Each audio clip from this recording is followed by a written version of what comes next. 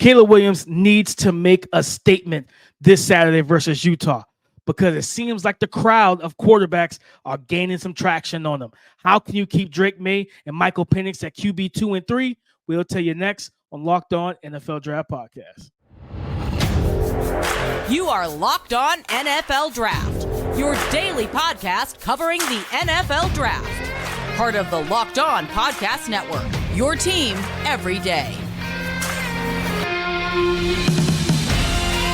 What's up, Locked On family? Welcome to the Locked On NFL Draft Podcast, your daily podcast covering your favorite draft prospects, part of the Locked On Podcast Network, your team every day. I'm your boy, Damian Parson, always on the ones and twos. You can find and follow me on Twitter at DP_NFL. I'm a national scout over with the Draft Network. And guys, happy Friday, man. Thank y'all for making Locked On NFL Draft your first listen today and every day. Shout out to you guys for being our everydayers. But I got to kick this thing over to my partner in crime, my brother, Mr. LSU, Keith Sanchez. You can find and follow him on Twitter at The Talent Code. Keith, talk to him, baby.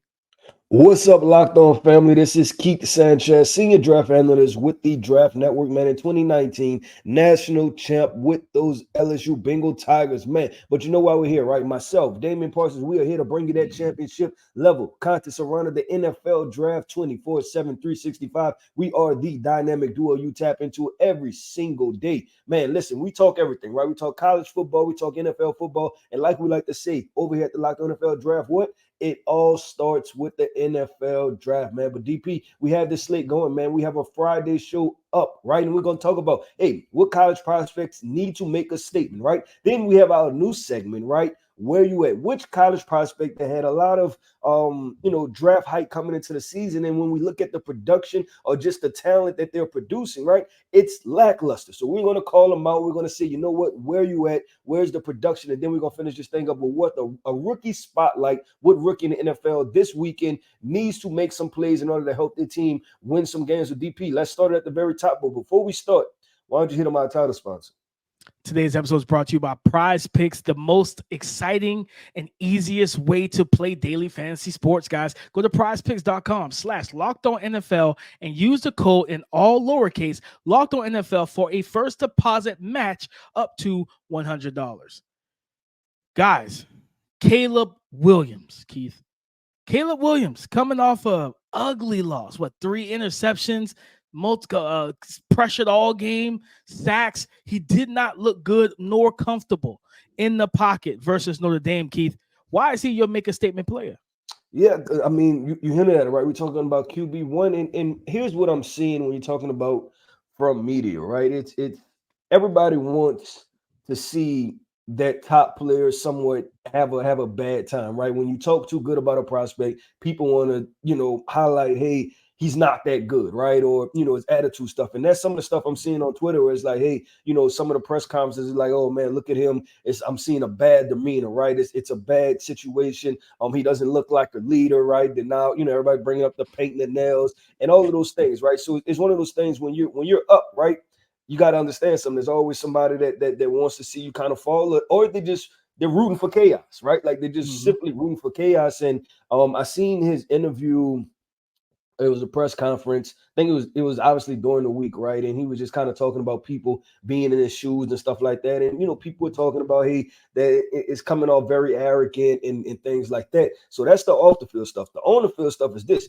The narrative wrote itself, right? You threw 3 interceptions against Notre Dame. Your team was blown out, right? You played the worst game of probably a college, high school, probably the worst football game you've ever played in your career. So talking about making a statement to getting back on the saddle, right? Getting back going, getting back and saying, hey, that was just a blip on a radar. Because I watched the film, DP, and I'll say this, that the interceptions were bad interceptions, right? But they're also kind of what makes Caleb great, right? Like it was a lot of off-platform stuff, and it was just one extra defender, right, that he didn't see when he was trying to make a last-second spectacular play, right? And it's a lot of those plays where he could have just aided or ran out of bounds, but then that's also his Heisman moments, right? So it's almost one of those you got to take the good with the bad in some context, but then also you want to say that, hey, look, listen, this is not a reoccurring theme, right? This was just a one-off. I did this one game out of the 20-something games, probably 30 games I played in college. So don't worry about that. It usually works most of the time. So that's why I picked Caleb Williams for my make a statement player this week. And I don't mind that at all. And I'll even use, me, I love my basketball and football analogies. I'll go to Steph Curry a little bit, right? Up until the run, was it 2021, 2022 season when they beat Boston in the finals. Up until that year, Steph was predominantly shooting almost 10 plus threes a game. He wasn't driving to the paint like, he improved his body. He got stronger, stuff like that, so he could finish at the rim, take contact, all that type of stuff, right? But prior to that, he was shooting a lot of jumpers. And it's like, if you live by it, you die by it, right? And that's kind of the same thing with Caleb. What we saw was like, hey, man, what makes you special burnt you, essentially, in that game versus Notre Dame. So I think, into this, Keith, I do think, and I did a video, people need to relax when it comes down to him, but I understand why he needs to make a statement.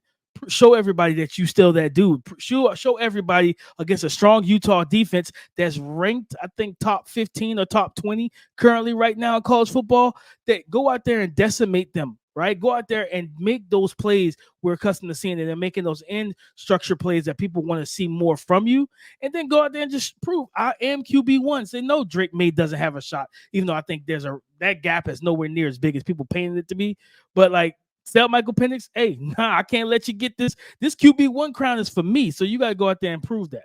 Nah, DP, I wanna keep this conversation going, right? And because I think it's an intriguing conversation when we talk about Caleb Williams, right, and to make a statement, because this is what we see. It is very hard to go the entire distance being QB1, right? And we've talked about Caleb Williams QB1 last year, right? So he's not trying to go the distance one time, he's trying to go the distance two times as being QB1. Right. And you're even seeing stuff where it's like reports that he's demanding equity in whatever franchise drafts him, which isn't even possible by the rules, but yeah, it's impossible. And that's why I'm like, that's not what that is, right? But you're just starting to see the rumblings, right? Like, and that's when you start to see the people is like, hey, you know what?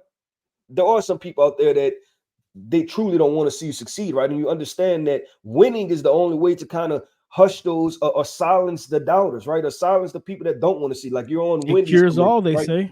Right. Like, you're on Wendy's commercials, you're at Drake concerts, like everybody's like, okay, enough of this guy. And everybody's talking about your NIL value, how much money you're making. And then also, just the, minimal conversations that his pops had, right? Which I don't think he had any ill will or ill intent. And we've seen it before. It happened with NFL draft prospects with the Mannings, right? They were able to dictate where their son went. So I just look at Caleb Williams and I'm like, okay, this is almost like a turning point, right?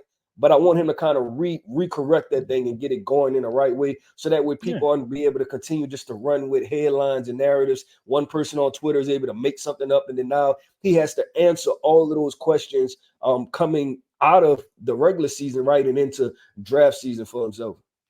Guys, just a piece of advice. If the Twitter profile doesn't have a face, it doesn't have a case, okay? Dove Clown and all those weird Twitter accounts, don't pay no attention. Keith, my make a statement player is Cam Ward over in Washington State, man. Started the season out 450 yards, 208, 330, 404. In the last 2 weeks against UCLA and against Arizona, less than 200 yards passing in both of those games. Matter of fact, it was 1 yard shy of each of the last game against Arizona was 1 yard shy of what he threw for against UCLA. UCLA, 189 passing yards on 39 attempts. Arizona, 188. 1 touchdown, 3 interceptions in those last two games. He's going up against a buzzsaw team coming off a loss in Oregon, who that defense and Dan Lanning is going to be pissed off after losing that game last week to the potential Heisman, Michael Penix and Roma Dunze. So Cam Ward, you got to go out there and prove yourself, because if not, your draft stock is going to continue to drop. Yeah, and you want to stop that. And we talked about that the other day right on the podcast. This is exactly how he played. It's very similar to what happened last year, where he started off really hot and then everything kind of went downhill. So yeah, definitely really, really good person, really good young man. So obviously want to see him have as much draft stock, as much success as he could in the NFL draft if he decides to declare with DP. It's time to keep it going, keep it flowing, man. We are on to that where you at segment, where we're calling out the draft prospects, where, like we say, the draft, the coming into the this season. Maybe the production doesn't match, right? Maybe the talent level is not matching from what we've seen the year before. So coming up next, man, we're getting into that where you at segment and calling out a couple prospects. I've been sick on the road, traveling, and didn't have any medication, couldn't get to a doctor. You know what I really wish I had? Jace case from Jace Medical. The Jace case is a personalized emergency medication kit that contains 5 essential antibiotics that treat the most common and deadly bacterial infections.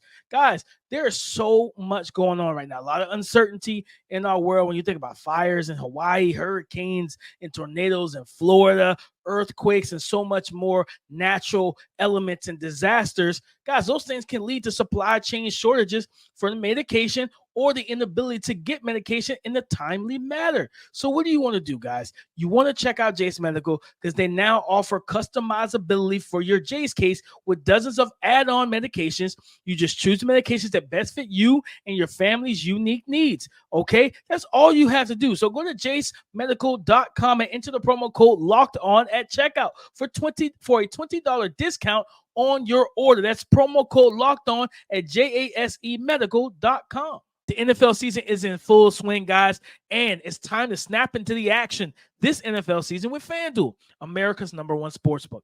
Because right now, brand new customers, today type of new customers, brand new tomorrow type of new customers get $200 back in bonus bets guaranteed when you place a bet of $5. What did you just say, DP? I'll repeat it. If you place a bet of $5, you can get $200 back in bonus bets. That's $200 in bonus bets. Win or lose, it does not matter, right? If you've been thinking about joining FanDuel, first of all, why are you waiting? There's no better time and place to get in on the action, all right? So you need to go ahead and do it now because it seems like the right thing to do. The app is super easy to use. There's a wide range of betting options, including spreads, player props, over-unders, and so much more. Guys, all you have to do is visit FanDuel.com/locked-on today and kick off the NFL season because FanDuel is the official partner of the NFL. Emeka Egbuka, wide receiver 2 for the Ohio State Buckeyes. I got one question for you, brother. Where you at? Huh? DP, I don't think he was this Ohio State wide receiver 2, right? He was potentially your wide receiver. He was my wide receiver 2 after the summer. Keith, that's why I'm sitting there questioning, where are you? All right, you got because it's crazy, but it goes back to what you was just talking about with Caleb, right? It's hard to go from, well, Caleb's doing it for 2 straight years, but to go from summertime all the way through the season as the top or the second at your position, right? It's very tough to do because Emeka Egbuka came into the season. He after summer scouting said, man, I see so much potential with him. He's my wide receiver too. I had him over Rome. I had him over Malik. I had him over Keon Coleman. Well, guess what, Keith? That's not how this season has panned out. Keon Coleman, Malik Davis, Roma Dudze, Troy Franklin, all those guys, Xavier Legay. I could keep it going. All these wide receivers are producing at higher levels and higher clips, making game-changing type of plays. And I know that Emeka, I think, was a little banged up. But Keith, when I look at I went and looked at the numbers. Marvin and Kyle McCord has not been a great quarterback for the Ohio State Buckeyes. He's not C.J. Stroud or Justin Fields or anything like that. But he's kind of come on as of late.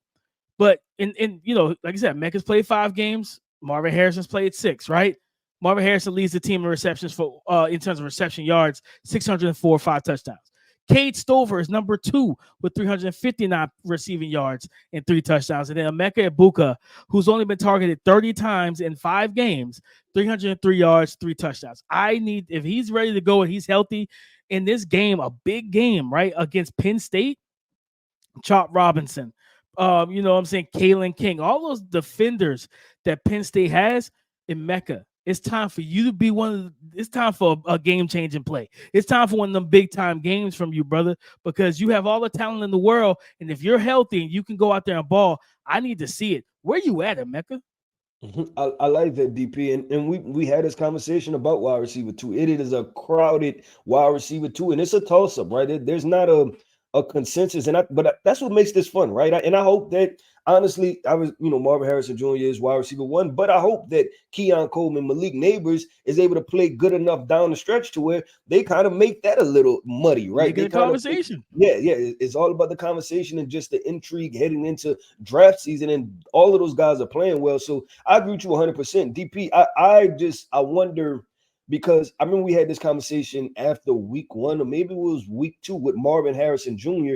and Kyle McCord, right? As far as Marvin Harrison Jr.'s production was down with Kyle McCord, new starting quarterback, and things like that. So I wonder if it affect Marvin Harrison Jr., right? And he's the wide receiver 1. Like, I just assume that wide receiver 2, it's going to affect him tremendously, right? Because he's second on the pecking order as far as people that have to get targets and, get the, you're the guy that all of the play design is surrounded with. So it's definitely going to be an interesting conversation with Emeka Egbuka, because I agree with you. I didn't know if I liked him, didn't know if I had him at wide receiver 2, but he was definitely in that bucket. Now, the issue is this, that I don't know if he's in that bucket anymore, right? If you go based off of production, and not even just production, but the skill level that the Keon Coleman's, the Rome Odunze's, the Malik Neighbors have put on tape, it's like, man, okay, Emeka, I just need to see something. I need you to show me something to remind me. In Rome, it's that game to do it, Keith. It's the game to do. Yep, because Rome was kind of falling out of the conversation, right? And then Rome said, hold on. It's a primetime game, 2:30 against Oregon. Okay, watch this, right? Y'all better remember what my name is.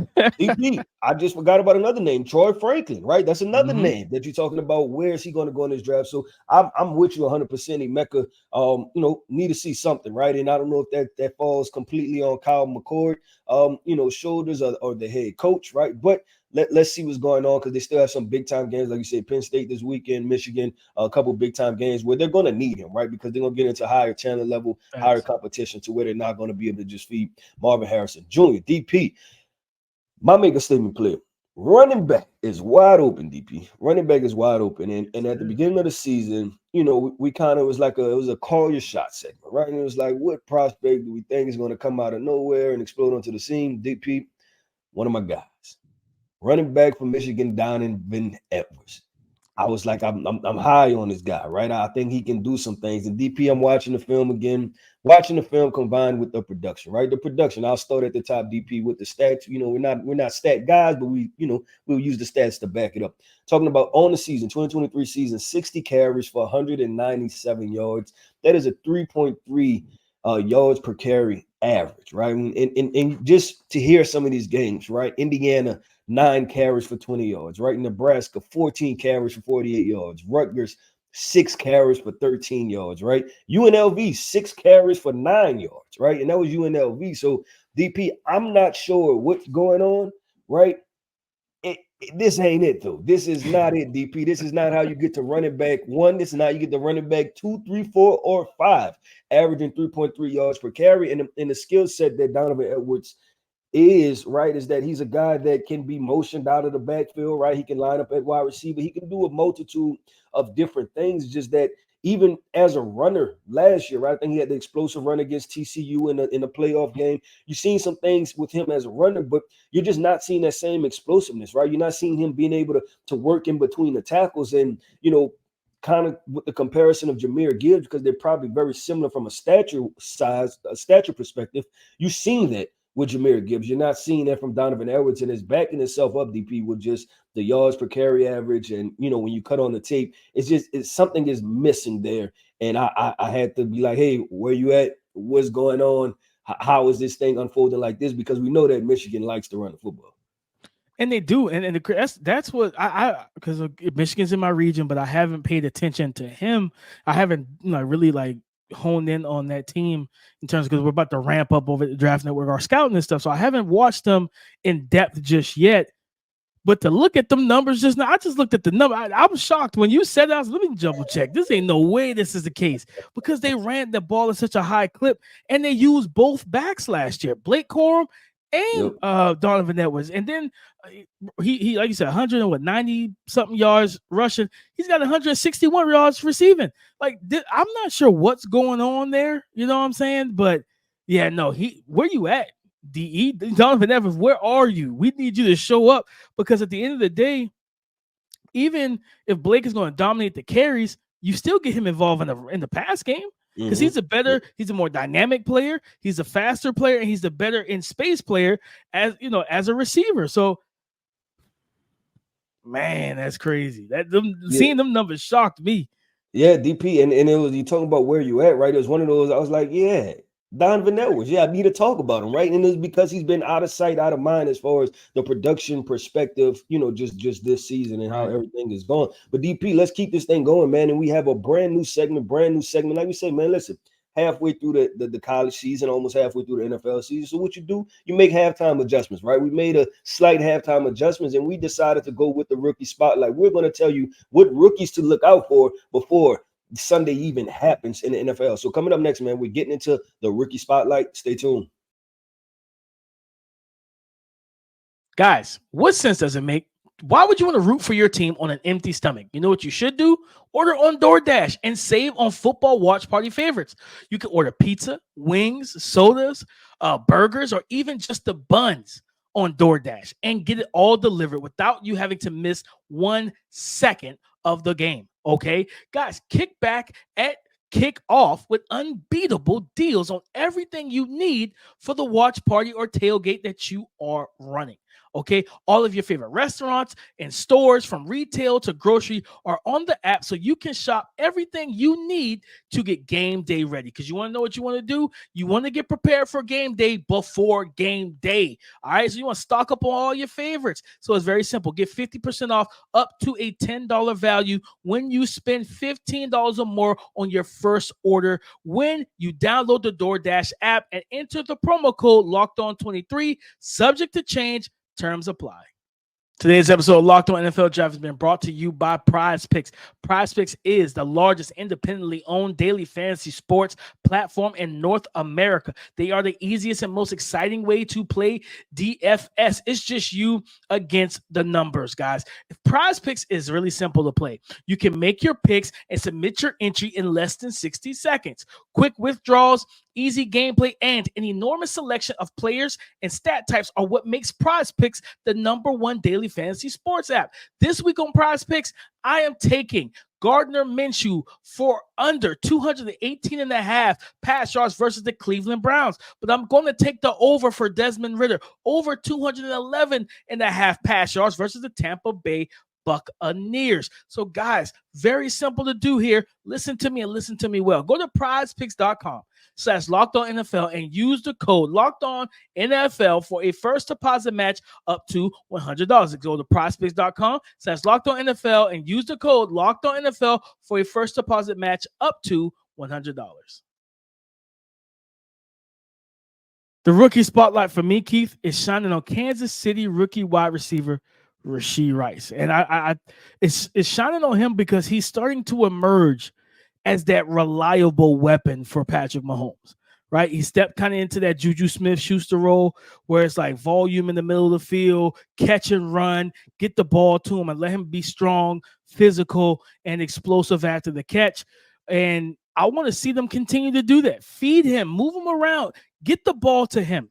Right? Because your wide receiver core is a problem when you go and get your ex, right? You go get Mecole, you go trade for Mecole Hardman after you didn't come to an agreement to pay Mecole Hardman after last season. So now you go back and get him because you need to bring some speed and juice to your passing offense, and none of these other guys have been able to do it. So I want to put the spotlight on Rashee Rice because I think they got the Chargers, the Chargers being 2-4 right now, they're going to be desperate, right, to try and get a win. So you want to come out there and truthfully, you want to kind of put their face into the dirt. Like, nah, we're not going to let you breathe. We're not going to let you get any type of room to do anything against us. We're going to try to come out here, put up points. Justin Herbert's got the bad finger, whatever is going on with him. We want y'all to be 2-5. We want to go ahead and knock you down the totem pole yet again, right? So I think Rashee, they got to get him going. They got to get him as the #1 receiver for me, Keith, because teams are going to continue to try and take away Travis Kelce. And if you can limit Travis Kelce, who else can step up? I think that could be Rashee Rice. So I'm putting the spotlight on him. Yeah, I like that spotlight because it's so many dynamics to that, right? One, obviously, they just acquired Mecole Hardman. And we talked about this Kansas City Chiefs offense, DP, and the lack of the vertical threat, right? And this is the first time in Patrick Mahomes' probably career where there was not a vertical threat on this team, right? Like somebody that can just simply run a 9 route and just beat the cornerback in front of him, right? Like in a foot race, I'm just flat out faster than you every single time. So the emergence of Mecole Hardman. So I'm wondering if that Mecole Hardman is able to open some things up and then allow or start dictating coverages to the defense, right?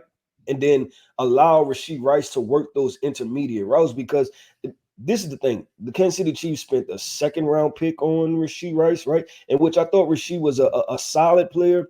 I'll say this. I didn't love him though, right? Like he was a guy that I liked, I thought was cool. I didn't love him though. And this is the thing that he's a bigger body possession type wide receiver, right? But if you're playing tight coverage and doing different things or like making the middle of the field muddy, right, and not worrying about the vertical threat, that can be very difficult for a guy like Rashee Rice to get open, right, or to find those small windows in the zone defense. So I think Mecole Hardman being there is going to help him out. And like I said, he was a second round pick. So you talk about spotlight.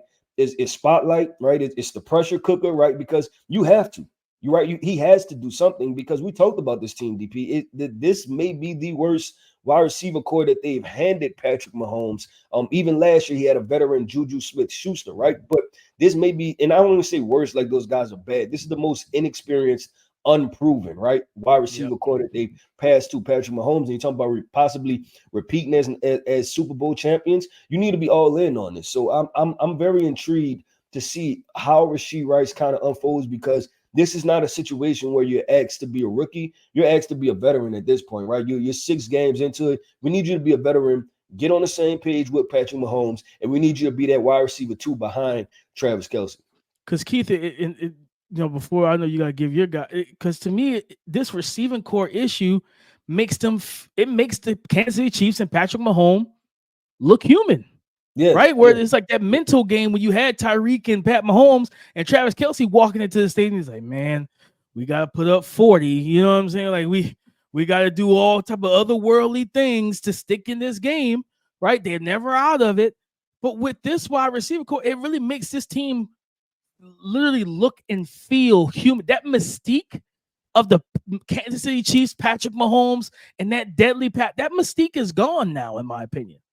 Yeah, I agree. And we'll see how things unfold. Obviously, we're talking about Patrick Mahomes, so you can never count them out. And then also you're talking about, hey, they may run it this weekend, see what's going on.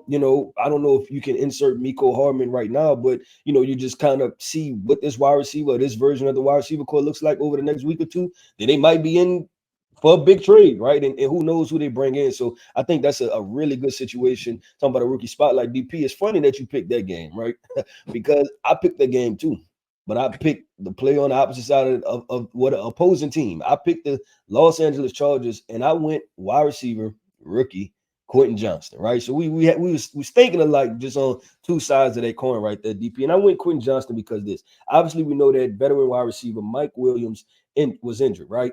He tore his ACL. He's out for the rest of the season. Now, Mike Williams was an intricate part of this offense, right? Quentin Johnston, they drafted you in the first round. Y'all are probably very similar when it comes to height, body type, right? Quentin Johnston may be a little bit more explosive as a wide receiver. I wouldn't even say Mike, but I feel like he is, right? Than what Mike Williams was. But you have Keenan Allen as your guy, as the veteran, as the go-to wide receiver. But then, you get to Quentin Johnston now. And I want to see him elevate his play. And I'm looking at just simply target share, right? Like just what's the targets look like. Dallas, it was 2 targets, right? The Las Vegas Raiders, it was 3 targets. Minnesota, it was 3 targets. Tennessee, it was 2 targets. So there's not very many targets there from the very beginning. So when I'm talking about the rookie spotlight, it's like not only just Quentin Johnston, but the coaching staff, right? Y'all drafted him, use him. And I believe he had one significant target against the Chargers, but Justin Herbert's arm got hit, right? And he came open. Justin Herbert was targeting him, but his arm got hit to where he couldn't really, I think it was like a corner route or something like that, to where he couldn't get the ball to him. But Quentin Johnston needs to emerge. Listen, this team is on the brink, 2-4. You're on the brink of being 2-5 because you're playing the Kansas City Chiefs. Right after this, you go 2-5, 2-6. You know what you start hearing? Fire Brandon Staley, right? Again, right? And this is the season. I don't think he's surviving this one. He survived a lot of seasons, right? Well, people question if he should be the head coach. I don't know if he makes it out of – I don't know if he makes it past this game. So you're talking about spotlight, rookie spotlight. Quentin Johnston needs to come out and ball, like I said, coaching staff, him personally, come out, put some numbers up, man, because every opportunity is there for you. Yeah, no, Kellen Moore, new OC. You got big, tall, athletic, explosive young wide receiver. Use him. Find a way to get him going. Mike Williams isn't there. Find a way to get him going. No, don't get me wrong. I'm not saying take targets away from Josh Palmer or start him over. Josh Palmer has earned his keep, but at the same time, Quentin Johnson needs to be installed some plays that we just dialing up for him. Even if it's just Carolina Panthers doing that for Adam Thielen. Yeah, if it's just screens, get him the ball on a screen or something, right? Like just something easy, something simple, end around, right? A wide receiver reverse, just get him the football in his hands. Mesh concept, get him on the crosser, little dump off, and let him be big, strong athlete. Let him be a big athlete, man. At the same, we make football too darn complex, man. Just it's simple, baby. What we doing? Yeah, no, I agree with DP. That wraps up today's show, man, of the Locked On NFL Draft Podcast. Maybe want to shout out to everybody listening. Shout out to our everydayers, man. Thank you for tapping in with us every single day. Like I said, this dynamic duo, myself, Keith Sanchez. You can find me on Twitter/X at DTalentCode. DP Damian Parson. You can find him on Twitter/X at DP_NFL. Like we always say, man, every single day. What, man? Y'all talk to us because we like to talk back. So y'all tweet at us, man. Let's have this conversation about these wide receivers, this rookie spotlight, the make a statement play. Let's have a Caleb Williams conversation, man. Let's keep this thing going, keep it flowing with DP. Man, that wraps it up for me. Go subscribe and follow for free on YouTube, wherever you listen to podcasts. Get the latest episode as soon as it is available. Yeah, thank y'all for making Locked On NFL Draft. Locked On NFL Draft, your first listen every day, man. Shout out to y'all for being out every day. And like he said, go follow us on Twitter. Talk to us because we do talk back. Come and join the conversation again tomorrow. We will be live 10:30 a.m. Eastern time on YouTube, talking more prospects for college football. So come and join the conversation again tomorrow on the Locked On Podcast Network. Your team every day.